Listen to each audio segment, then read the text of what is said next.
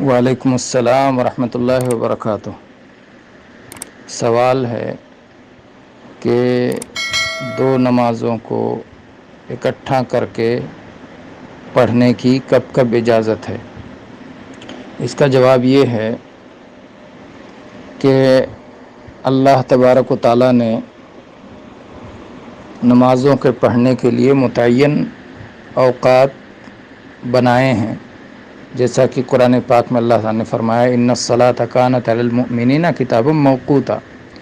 اللہ تعالیٰ نے ایمان والوں پر متعین وقت کے ساتھ صلاۃ کو فرض کیا ہے، تو ہر صلاح کے لیے وقت متعین ہے، ابتدا بھی اور انتہا بھی، اور اس کی پابندی ہونی چاہیے۔ لیکن اللہ تبارک و تعالیٰ نے بعض جگہ ان کو جمع کرنے کی اجازت دی ہے، تو 5 صلاح میں سے 4 کو جمع کرنے کی، 2 کر کے جمع کرنے کی اجازت ہے۔ ظہر اور عصر کو ایک ساتھ اکٹھا کیا جا سکتا ہے، اور ایسے ہی مغرب اور عشاء کو اکٹھا کیا جا سکتا ہے۔ ظہر اور عصر کو اکٹھا کیا جا سکتا ہے، لیکن عصر اور مغرب کو نہیں اکٹھا کیا جا سکتا، اور ایسے ہی مغرب اور عشاء کو ایک ساتھ اکٹھا کیا جا سکتا ہے، لیکن اب کوئی چاہے عشاء اور فجر کو اکٹھا کر لے تو ایسا نہیں کیا جا سکتا ہے، یا فجر اور ظہر کو اکٹھا کر لے تو ایسا نہیں کیا جا سکتا ہے۔ صرف ظہر اور عصر کو ایک ساتھ اکٹھا کیا جا سکتا ہے، چاہے ظہر کے وقت میں اکٹھا کر لے یا عصر کے وقت میں، اور مغرب اور عشاء کو اکٹھا کیا جا سکتا ہے، چاہے مغرب کے وقت میں اکٹھا کر لے چاہے عشاء کے وقت میں۔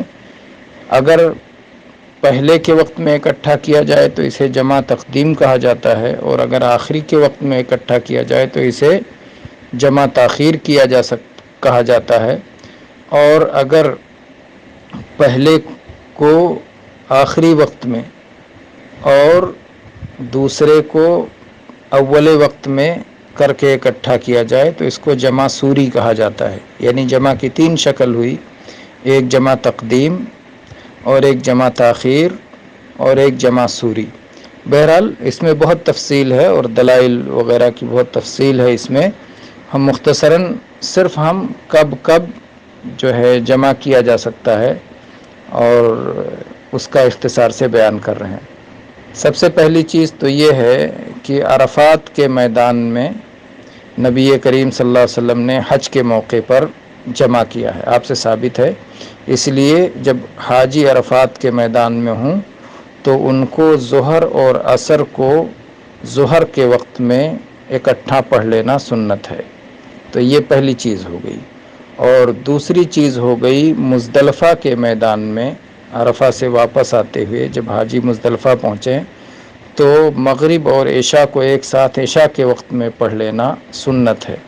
تو یہ 2 جگہ ہو گئی۔ تیسری چیز ہے سفر میں، جب بھی آدمی سفر میں نکلے، آبادی سے باہر ہو جائے، تو اس سفر میں آدمی جمع کر سکتا ہے قصر کے ساتھ ساتھ۔ قصر اور جمع دونوں الگ الگ چیزیں ہیں، کبھی قصر کرنا جائز ہوتا ہے اور اس کے ساتھ جمع درست نہیں ہوتا، اور کبھی جمع ہوتا ہے لیکن قصر نہیں ہوتا۔ سفر میں جمع قصر دونوں ایک ساتھ جمع کیا جا سکتا ہے۔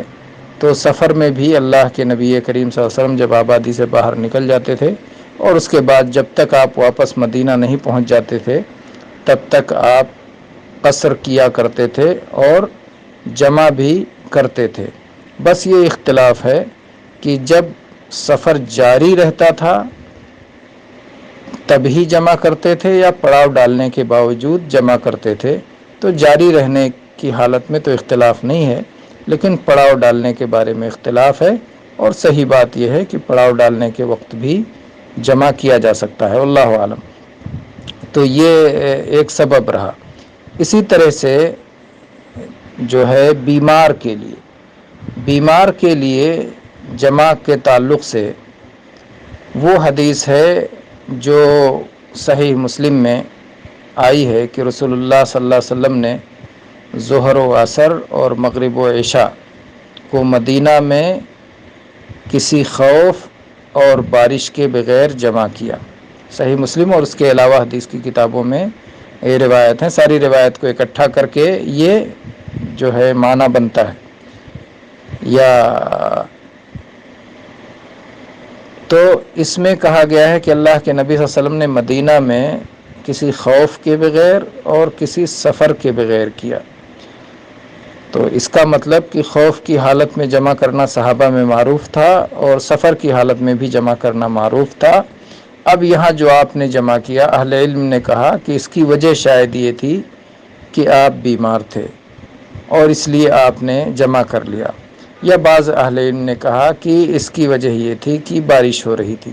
بعض روایت میں چونکہ یہ بھی لفظ ہے من غیر خوف ولا مطر، کہ بارش بھی نہیں تھی، ڈر بھی نہیں تھا، سفر بھی نہیں تھا. تو بارش بھی نہیں تھی، اس کا مطلب بارش میں بھی ان کے یہاں جمع کرنا معروف تھا. صحیح مسلم اور حدیث کی دوسری کتابوں میں حدیث موجود ہے. تو بیمار کے لیے جب عبداللہ ابن عباس رضی اللہ عنہ سے پوچھا گیا کہ اللہ کے نبی نے سفر اور خوف اور بارش کے بغیر جمع کیا تو کیوں جمع کیا، تو انہوں نے کہا کہ اللہ کے نبی صلی اللہ علیہ وسلم اپنی امت کو حرج میں ڈالنا نہیں چاہتے تھے. یعنی ایسے حالات پیدا ہو جائیں جن کی وجہ سے حرج ہو، تنگی ہو، مشکل ہو، مصیبت ہو، تو ایسی صورت میں آدمی جمع کر سکتا ہے. تو اس میں سے ایک حالت بیماری کی حالت ہے کہ اگر کوئی ایسی بیماری ہو جس میں آدمی کو جمع کرنے کی ضرورت ہو تو جمع کر سکتا ہے. جیسے استحاضہ والی عورت کو اللہ کے نبی صلی اللہ علیہ وسلم نے اس کی اجازت دی ہے.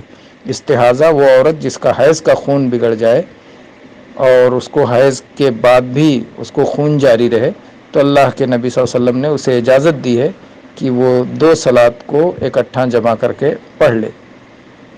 تو یہ بیماری کی حالت میں جمع کرنے کی اجازت ہے. اور اسی طرح سے بارش کی حالت میں جمع کرنے کی اجازت ہے، لیکن اتنی سخت بارش ہو کہ جس کی وجہ سے مشقت ہو، یہ نہیں کہ معمولی چھینٹیں پڑیں تو بھی جمع کر لیا جائے. تو بارش بھی ان اسباب میں سے ایک ہے. اسی طرح سے بارش کے علاوہ جو ہے خوف کا ذکر آ گیا. اسی طرح سے راستے میں سخت کیچڑ ہو اور مسجد تک پہنچنے میں مشقت ہو تو اس وقت بھی جمع کرنے کی اجازت ہے. یا اسی طرح سے سخت ٹھنڈی ہوا چل رہی ہو جس کی وجہ سے مسجد میں جانے میں مشقت ہو تو بھی اس کی وجہ سے جمع کیا جا سکتا ہے. تو یہ 2 صلات کو اکٹھا کرنے کے تعلق سے ایک مختصر سی گفتگو تھی. دلائل وغیرہ کے ساتھ بات کی جائے تو ظاہر بات ہے کہ بات بہت لمبی ہو جائے گی. ویسے بھی یہ بات بہت ہی مختصر تو نہیں رہی، کچھ نہ کچھ تو لمبی ہو ہی گئی ہے. اللہ تبارک و تعالی ہمیں دین کے مسائل سیکھنے اور اس کے مطابق عمل کرنے کی توفیق عطا فرمائے اور عزائم کو پہ بھی عمل کی توفیق دے اور رخصتوں پر بھی عمل کی توفیق دے. آمین والحمد للہ رب العالمین وصلی اللہ علیہ نبینا وسلم.